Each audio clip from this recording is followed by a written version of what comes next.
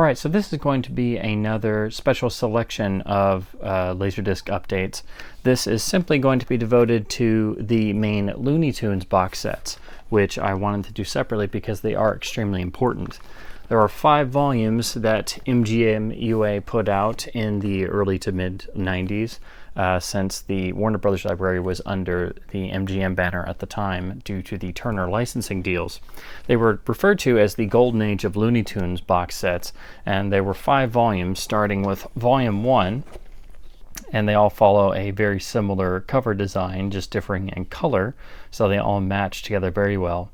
Now, these are really well done and very important box sets that tried to compile every available Looney Tunes and Merry Melodies short out there, from the best available Technicolor prints for dye transfer color cartoons, and then the best nitrate materials for the older black and white shorts. So what was great about that was they went back to the best available materials at the time. I think they even consulted some collectors to find prints that they didn't have in the studio vaults anywhere. And then they just transferred them to disc in the best possible way they could at the time, and didn't subject them to any editing, manipulation, or censoring, really. So that makes this a really nice time capsule, and the last time you could really get these without any tinkering, because a little while after this, the what came to be known as the Turner Restoration started, where they made new masters for syndication and broadcast that were all standardized. They had censoring in place for certain objectionable content that was so deemed, and they got a lot of the opening and closing credits standardized, and they made new audio tracks with different recordings and made some mistakes in doing so, which is apparently very common on a lot of animation once it was done up for syndication. Especially in the 90s, there seemed to be a lot of that. Some of that has carried over into the VHS, DVD, and even Blu-ray era of home video, meaning that the earlier tape and Laserdisc versions are somewhat desirable, or much more desirable in this case, because they are pre-alterations. So a lot of what you get on the Looney Tunes Golden Collection DVDs, some of the shorts advance upon the transfers in here, obviously, due to the much better technology, but you also have to deal with a lot of those Turner Restoration screw-ups and snafus and stuff. You can always identify those by the end credits of every short that went through that process. It'll have a copyright date of about 1995 or so and be attributed to Turner Broadcasting System, so on and so forth. So you'll see the little modern credit on the end of those. So the box sets are pretty much standard. They are, of course, MGM UA boxes. So you get a nice blurb on the back that fits with the zaniness of the shorts, I guess you could say. And all 5 volumes pretty much follow this template. And then, of course, the later ones got a little bit different. But anyway, this was the first time that anybody really tried to collect all of the shorts. Unfortunately, they don't go 100% in chronological order, but they do follow a program for each disc, which is nice. Of course, myself, I would love to have just a chronological set, and I wish it would happen at some day, but Warner Brothers seems pretty much set against doing any more classic animation on Blu-ray outside of the archive divisions. So hopefully that's something that Warner Archive gets to tackle at some point. What's also important to note about this particular volume is you'll want to look for this original issue, because they quickly reissued it because one of the shorts was deemed too objectionable due to the inherent racism of older elements of humor, and things do not necessarily always date very well, and you have to keep the historical context in mind, which is why most classic animation releases today usually come with a disclaimer or a little feature piece with someone actually talking about the historical differences, which is really great, and hopefully that's allowed to continue, because this stuff should not be censored. It should be presented so we understand the context of the time period, because if you don't do that, you're always doomed to repeat the mistakes of the past. So anyway, a lot of copies of this will actually be the second run, which has a different catalog number but identical art, and simply removes that one short and replaces it with one that I think gets repeated later on in one of the other sets. So since these are so hard to come by, if you find one for cheap, it's still recommended, but you'll want to make sure you're looking at the original one, the correct catalog numbers are on the Laserdisc database, and if you're looking at one on eBay, you can always ask the seller and hope that they can take 5 seconds to give you the correct catalog number. Now, these are pretty jam-packed, so they are going to be a bit thick. You do get a nice insert. Again, these are pretty typical MGM style, but you get some really, really nice artwork, and then of course each side is pretty much split up into a program. So you go from 1930s musicals to first appearances essentially, then you get a whole side of Tex Avery shorts, and then Bob Clampett shorts, a side of Chuck Jones, Fritz Freeling, and then you get a side of different Bugs Bunny shorts by each director, then 1940s zaniness, then an entire side entitled Hooray for Hollywood, which is pretty much most of the more famous Looney Tunes caricatures of famous actors and Hollywood personalities. And then it closes out with a side entitled The Art of Bugs. And I can't remember exactly which one is the side that has the censored short. Let me see. It's right here on side 7. The one entitled or Bugs Bunny Nips, well, it's sort of an ethnic slur there, so I don't know if I should necessarily say it, but that's an example of wartime propaganda right there, which is pretty, rampant in this era of animation. So, but this stuff is important, and it is really important in animation history terms. So it should not be, locked away somewhere. So the discs inside are in just standard MGM style sleeves. There's nothing else in here, but you get a whole ton of sides. Basically, you get, I'm trying to get the rest of these out of here, all the discs, and of course the customary foam insert. Now, because there's so many discs in these boxes, you're going to run into most, if they're a little dinged up, they're going to suffer from seam wear or busted seams. So that's going to be pretty common whenever you get to box sets that are a lot more stuffed. So that's box 1, and thankfully that's the only one that has a different version out there. So the other ones you're going to be fine getting any copy. Now, of course, these get more and more increasingly rare and increasingly valuable the higher up you go in numbers, because not only are you competing against Laserdisc collectors, but animation collectors, animation historians, and general Looney Tunes fans, because there's still shorts that are exclusive to these 5 volumes. So next up is, of course, Volume 2, which again just goes for a green color background but keeps the same style, so they match up pretty well. And as you can see, this one's a little dinged up, and the top has some splitting on the seams, but because it's such a heavy box set, that's pretty common to happen. I was just happy to pick up some of these. I was just, going to pick them up if I ever found them at decent prices, and then I just found a bunch in a row. So again, similar back, but this time you actually have all of the shorts actually listed on here, which is kind of nice for just quick reference. Of course, they're rather small. And then show you the interior. Here's the insert. Lovely shot of Daffy there.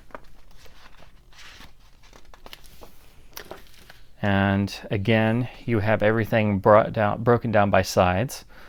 Musical Madness, collection of musicals. Then Early Wabbits, basically some precursors to Bugs. And then side 3 is dedicated to Frank Tashlin. Side 4 to Chuck Jones. Side 5 to Bob Clampett.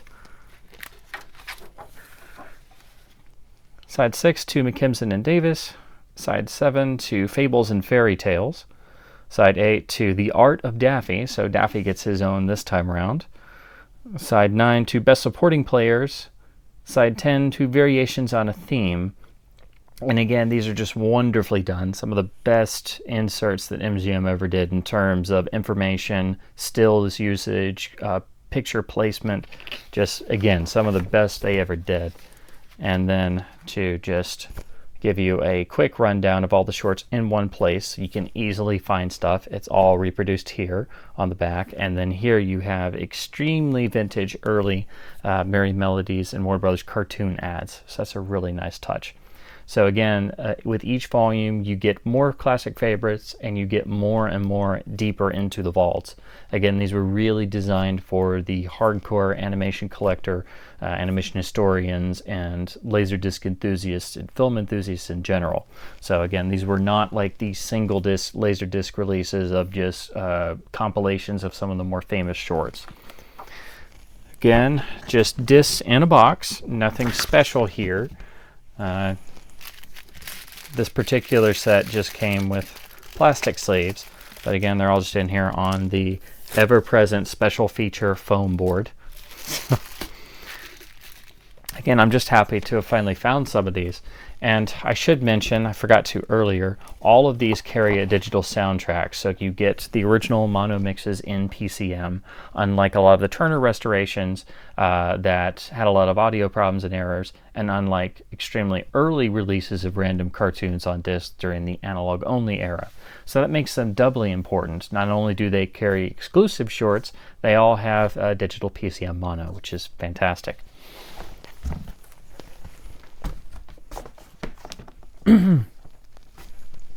Now, of course, stepping up in rarity and expensiveness, we go to Volume 3, which again keeps with the same design, this time going for a blue background. This one is much rarer than Volume 2 and far rarer than Volume 1. Usually copies of this can creep up past $50 or $75. I was very lucky to find this at a great price, and it's in lovely shape. I'll show you the rear.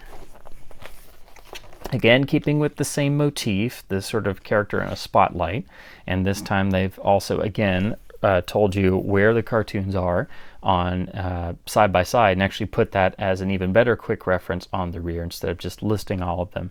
And it's actually broken up so you can actually read it with the naked eye instead of having to get the magnifying glass out.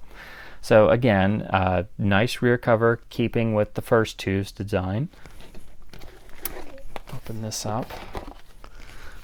The box on this does seem a bit sturdier. Then again, I may have just gotten a better condition copy than my box 2. So here's the insert, again like the first two.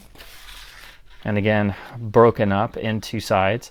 And by Volume 3, you're going to get a lot more of the, earlier stuff and the more hardcore stuff that the diehards were wanting, because the first two have a little bit of that, but they do have a lot of the classic stuff. I think throughout all 5 volumes, they did a really good job at spreading it all around. Because if, for example, they had done chronological order as I wish they had, they definitely would have sold a lot less of maybe the first 2 volumes as opposed to 3, 4, and 5 going chronologically. So side 1 is entitled Harmonizing. Side 2 is another side devoted to Bugs. Side 3 is for Chuck Jones. Side 4 is for Fritz Freeling. Side 5 is early Tex Avery shorts. And side 6 is Frank Tashlin and Bob Clampett. Side 7 is devoted to sports subjects. Side 8 is the evolution of Egghead. Side 9 is a side devoted to Porky and Daffy. And side 10 is entitled Politically Incorrect, which is a selection of shorts that are perhaps objectionable would be the best word in this time period.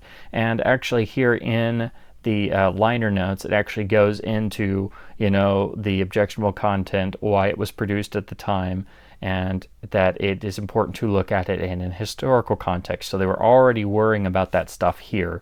And of course, they had to recall the Volume 1 box over one short. So again, this was the first time that they seriously took an effort to present these shorts. And unfortunately, this level of effort has not, again, seen the light of day in home video. As good as the Golden collections are, they do suffer from some problems, and they're missing some of the shorts in here. So again, you get some extremely vintage ads for the earlier shorts here on the back with the quick reference notes for where to find shorts you're looking for on which side. Again, very nicely done inner, some of the best inners that MGM ever did, as far as I'm concerned.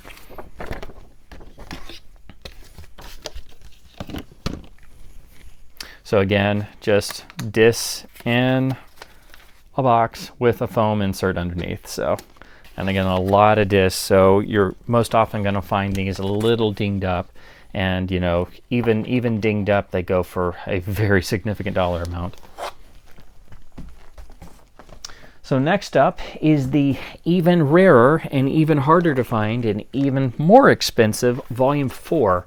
Now this one I got a very, very good deal on. Like I said, I managed to find all of these pretty much back to back, almost by accident.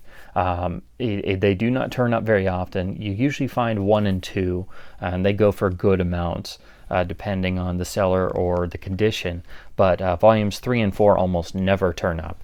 And whereas volume 3 has creeped up to even around $100 in value, volume 4 can go well beyond that. So volume 4 can go for anywhere between $75 and sometimes $150 or more, depending on condition. So this one, as you can see, it follows the same design. This one's a little bit more worn, a little bit more dinged up, but for the price I paid, which is absurdly lower than you know, what it can usually go for, I'm more than willing to live with that. Again, similar rear. This time they've flipped the orientation, I guess, to change it up a little bit.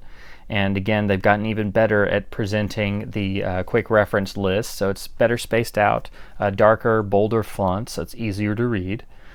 Just a lovely looking rear that matches the other 3. Show you the inside.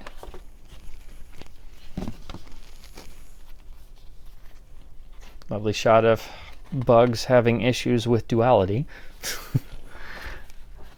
Now here, side 1 is again devoted to Bugs shorts, and then side 2 is early Chuck Jones material, side 3 Fritz Freeling, side 4 Cartoon All-Stars, which is a mixture of various other Looney Tunes Merry Melodies characters.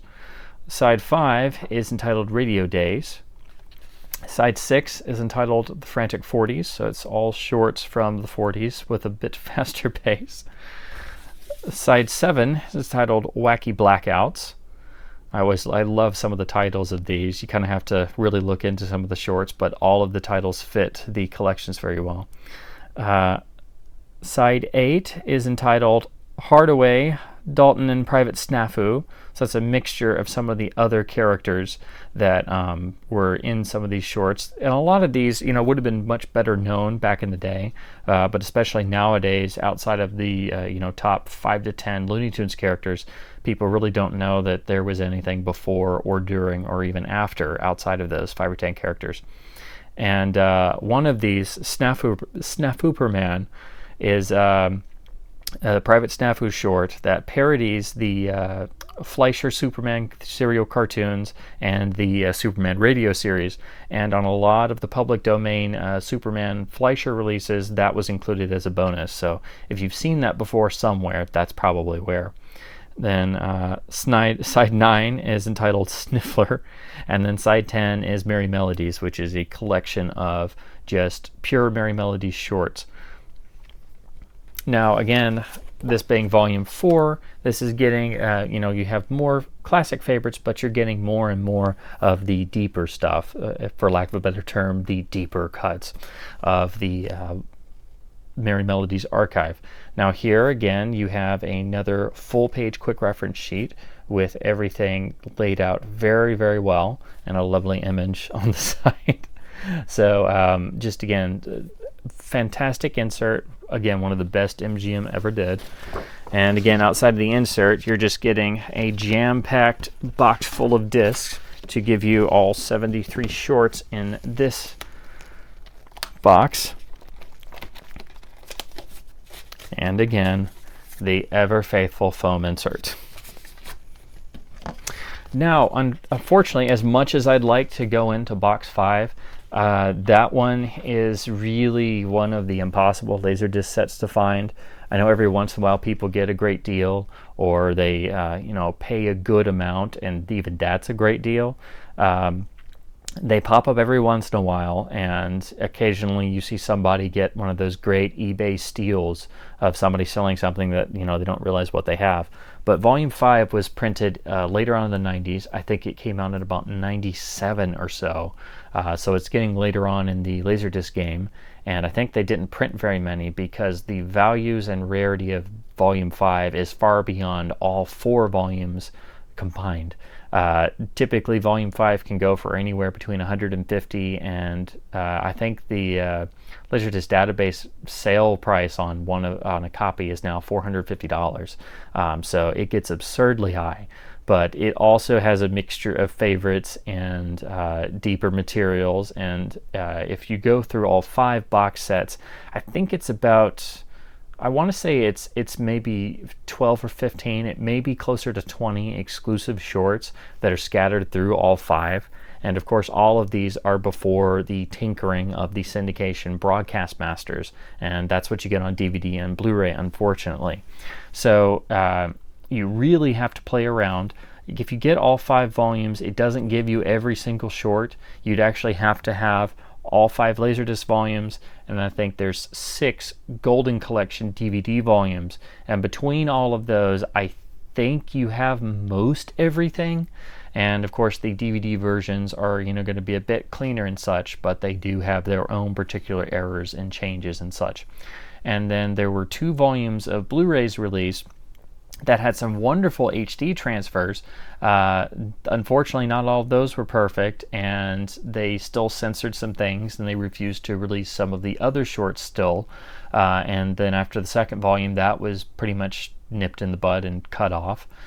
Sort of like what happened to the Tom and Jerry Blu-rays, the mixture of censoring, a mixture of shorts that were held back, and then after fan outcries, they were just stopped entirely.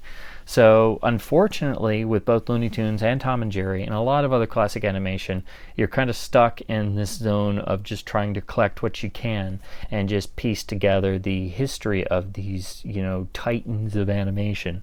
So as much as I'd love to have Volume 5, I still have not been able to find a copy that's even remotely affordable. So I think the last one that sold in the Facebook group, I think that went for $150, which is a great price for Volume 5. So definitely, if you ever see Volume 5 anywhere in an antique store or a record shop or whatever with just like a $5 or $10 sticker on it, you've won the Laserdisc lottery right there.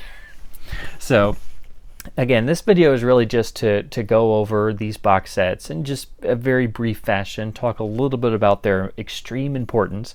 I'd argue these 5 box sets are among the most important Laserdiscs that anybody could ever collect because they still contain untouched transfers from the best available elements, PCM mono, and exclusive shorts that have never again been re-released, and, you know, may not, depending on the corporate or studio's mindset at any given time.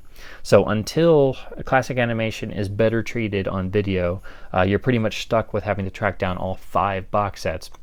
And just keep in mind, you know, condition's always going to be an issue, but, you know, it's finding what you can affordably, finding the original box 1 with the censored short still in place, and also, you know, tracking down the ever elusive Volume 5. But, you know, I got really lucky. I found box 1, and then pretty quickly thereafter, 2, 3, and 4 just on eBay by sheer chance of luck from 3 different sellers. And so all in all, I'm not very much financially into these. I didn't have to pay very much for them. So if you're willing to wait and you're very patient, you could start picking these up and piecing together all 5 volumes. Just keep in mind, Volume 5 will elude you for probably many years. So anyway, thanks for watching this short little video, and I hope it helps a bit, and I hope you enjoyed getting to see some of these because Volumes 3 and 4 especially are quite difficult to find, and hopefully one day I can make a new video if and when I ever find Volume 5. So thanks for watching, everybody.